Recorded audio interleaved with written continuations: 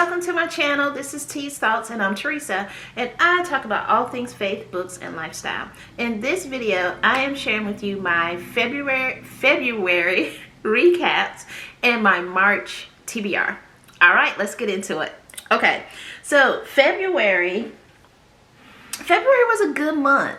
February is a good month. I read 3 books in February. Why am I having a hard time saying February? I don't understand. Anyway, I read 3 books in February. The first one I read was We Are Not Like Them by Christine Pride and Joe Piazza. Y'all, I like that book. I thought it was good. I think, let me look. Hold on. Where's my journal? I think I gave it 3 stars. Or did I even rate it? Oh, I did rate it. Okay, let's see what I did. I'm using my book journal. This is My Reading Life, a book journal by Anne Bogle from What Should I Read Next? Okay. Alrighty, so let's see what I said about this. I finished it. I got this book from Sarah Bookshelves Live. For enjoyment, I gave it 4 stars. Craft, I gave it, enjoyment, I gave it 5 stars. Craft, I gave it 4. And overall, I gave it 5 stars. Okay. I like the concept of this book. If you don't know what it's about, I won't go too much into it because I talked about it in my February currently reading. I'll link that in the show notes. But it is a book about friendship. It is a book about race. It is a book about how you support people in hard times. And it's a lot of hard conversations that need to be had. A lot of culture, especially about race. But it's a friendship, 2 girls that grew up together. One is black, one is white.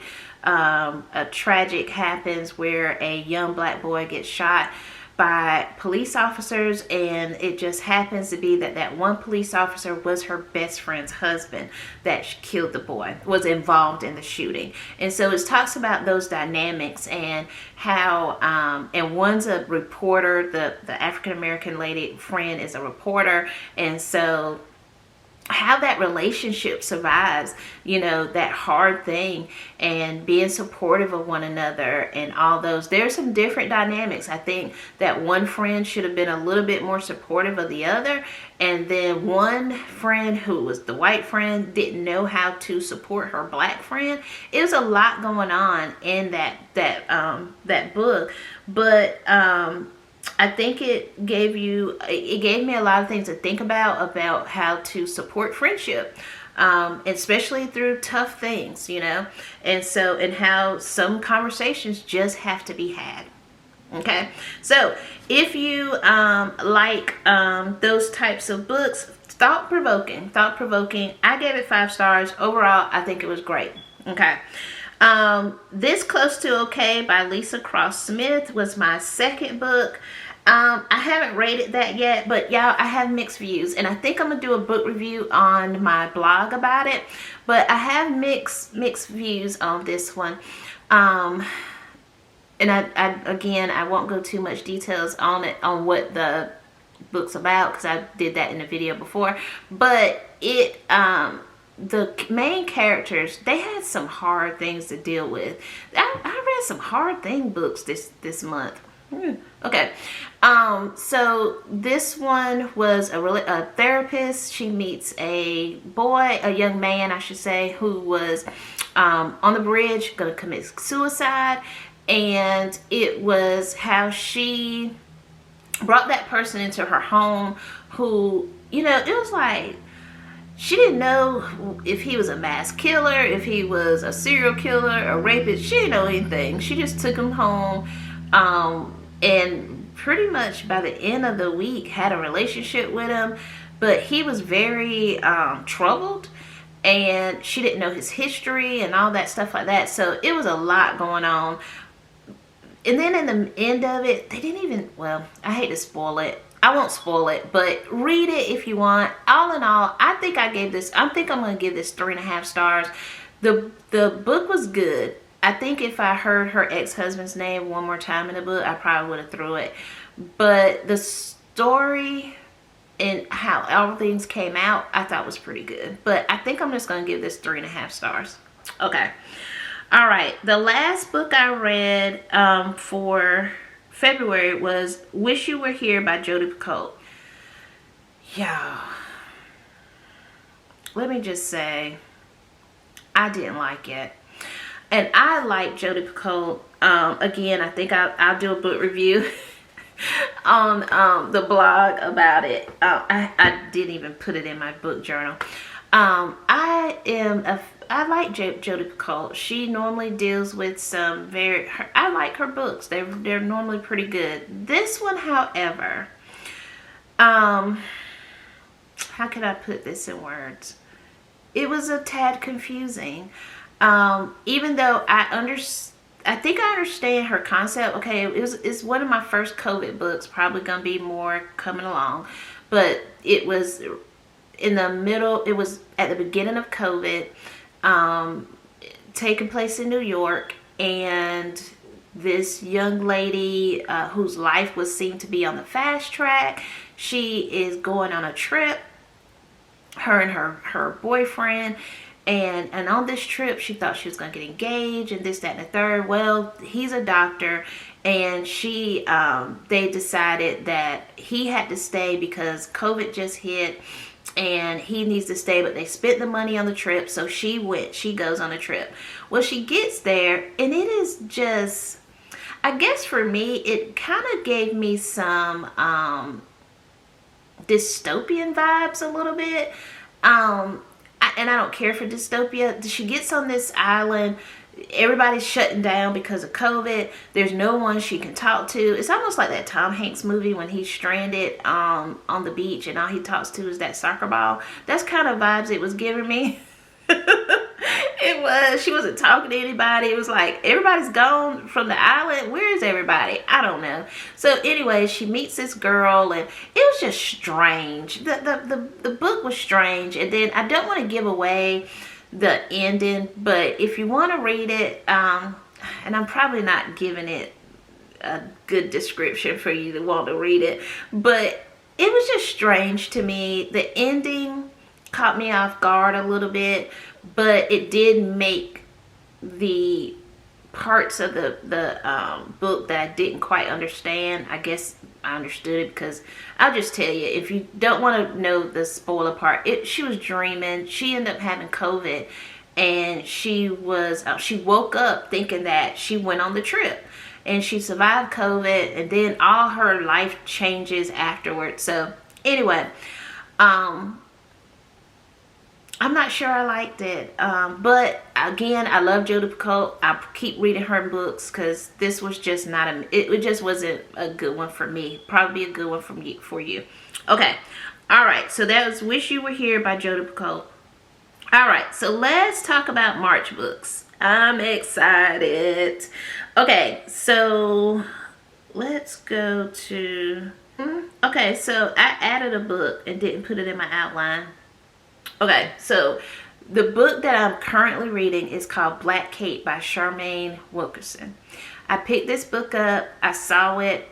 I want to think it was Reese. It was either Reese Witherspoon or Jenna Bush pick for last month. But I started this book, and it is rather good. It is about siblings who have to come together after their mom passes away, and they're kind of estranged. Yeah, that's it. Estranged, and they're coming together and kind of following some directives that their mom put forth. It's a little bit of family history, a little family drama. So I am currently loving that one. Okay. So, remember when I told you guys that I was going to be reading the Louise Penny Inspector Gamach series? So, I didn't read one last month, so I'm picking it up this month. And I'm going to read A Fate of Grace by Louise Penny. This is number 2 in the book, in the series. Okay, so I'm going to give you a little bit about it, and we'll go from there. So, here we go. Welcome to Winter in Three Pines, a picturesque village in Quebec, where the villagers are preparing for a traditional country Christmas. Okay. And someone is preparing for murder. Alrighty. No one likes Cece Depoys. Okay, skip that. Not her quiet husband, not her spineless lover, not her pathetic daughter, and certainly none of the residents of Three Pines. Cece managed to alienate everyone right up until the moment of her death. Okay, so nobody liked her. Here comes Chief Inspector Armand Gamach, who is called in to investigate. He quickly realized he's dealing with someone quite extraordinary. And so it's going to go through the process of him trying to figure out who murdered Cece. So that's book number 2. So I'm going to get back on that with Inspector Gamach. Alrighty. One of my fan faves that I was really looking forward to. This author was one of my top reads from last year. So Karen M. McManus, and I found this book as I wasn't going to buy a book, but I ended up in Barnes and Nobles when me and my husband went out the other week, and so I picked up One of Us is Lying. So I'm gonna get that in. I'm excited about that. It says, pay close attention and you might solve this. On Monday afternoon, 5 students at Bayview High walk into detention. Brownwyn, the brain, is a Yale-bound and never breaks a rule. Addie, the beauty, is the picture perfect homecoming princess. Nate, the criminal, is already on probation for Dylan. Good gracious. Cooper, the athlete, is the all-star baseball pitcher. And Simon, the outcast, is the creator of Bayview High's notorious gossip app. Only Simon never makes it out of that classroom. Before the end of detention, Simon's dead, and according to investigators, his death wasn't an accident. On Monday, he died, but on Tuesday, he planned to post juicy reveals about all 4 of his high-profile classmates, which makes all 4 of them suspects in his murder. Okay. Teenagers behaving badly. All right, so that's that's going to be actually book 3. Okay, and then lastly is Good Neighbors by Sarah Langan. I picked this book up. Y'all, I don't even know where I bought this book. It had to been, it was either Books A Million or Target maybe. I don't know. I'll link it. But I was trying to think about that last night. I was like, where did I get this book from? Anyway, Good Neighbors by Sarah Langan. And it's, here's the premise. Welcome to Maple Street, a picture-perfect slice of suburban Long Island. Its residents bound by their children, their work, and their illusion of safety in a rapidly changing world. But menace skulks among this exclusive enclave. When the Wild family arrive, they trigger their neighbors' worst fears. Dad Arlo's a gruff has been rock star with track marks. Oh gosh. Mom's Gertie got a thick Brooklyn accent with high heels and tube tops to match. Their weird kids cuss like sailors. They don't fit the way Maple Street sees itself. Maple Street's Queen Bee, Ree Stroder, lonely professor repressing a dark past, initially welcomes Gertie, but relations plummeted during one summer evening when the new best friends shared too much too soon. By the time the story opens, the Wilds are outcasts. So, it looks like Good Neighbors is gonna be, these families don't fit in together, and so we'll see what happens. So I'm excited about these reads. I think we've got a mixture. Well, let's see, do we have a mixture? So we got 2 suspense mysteries and possibly in some dysfunction. So we'll see what all these bring about for the month of March. Alrighty guys, tell me what you're reading. What are you reading now? Have you read any of these books? If you have, leave me a comment. Give me some suggestions on what I should read for April, okay? Or just add to my TBR. Alrighty, guys, I hope you enjoyed this video. If you have, hit that like button, share it with a friend. If you are not already subscribed, subscribe to the channel. What you waiting on? This is fun stuff. Alright, guys, have a grace-filled day. I love you guys. Be kind to yourself, be kind to someone else, and have a grace-filled week. Bye.